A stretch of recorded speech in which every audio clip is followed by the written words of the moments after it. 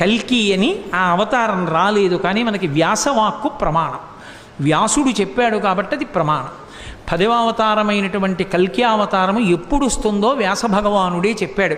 అసలు ఎక్కడ స్వాహాకారము వషట్కారము ఇవి రెండు వినపడవు. అంటే ఇక యజ్ఞము యాగము అనేటటువంటి క్రతువులు ఉండవు. గోవులు విశేషంగా వధింపబడి గోమాంసం తినడం లోకంలో ప్రారంభమైపోతుంది. వివాహ వ్యవస్థ నిలబడదు. తల్లిదండ్రుల్ని చూసే బిడ్డలు ఉండరు. భర్తని గౌరవించే భార్య, భార్యని చూసే భర్త లోకంలో ఉండరు. పురుషుల యొక్క ఆయుర్దాయం 18 సంవత్సరములకే పూర్తయిపోతుంది. స్త్రీలు కేశపాశములను విరబోసుకొని తిరగడమే లోకంలో పెద్ద విశేషమైనటిదిగా అయిపోయి జట వేసుకునేటటువంటి సాంప్రదాయం విచ్ఛిన్నమైపోతుంది. అయిపోయిన తరువాత లోకంలో పురుషులు 18 సంవత్సరాలకే మరణించడం ప్రారంభమైపోయి ఆయుర్దాయాలు క్షీణించిపోయిన తరువాత ఆ సమయంలో శంబళ అనేటటువంటి గ్రామంలో విష్ణుయశుడు అనబడేటటువంటి బ్రాహ్మణుని కడుపున కల్కి అన్న పేరుతో శ్రీ మహావిష్ణువు 10వ అవతారంగా వస్తారు.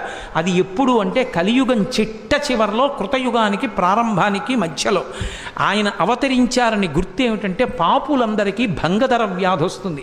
అంటే ఆసనమునందు పుళ్ళు పుట్టి నెత్తురు కారిపోతుంది. కారిపోయి వాళ్ళంతట వాళ్ళే పురుగులు రాలిపోయినట్టు రాలిపోతారు. ఎక్కడ చూసినా వ్యాధులు ప్రబలుతాయి. పరమపుణ్యాత్ములైనటువంటి వాళ్ళు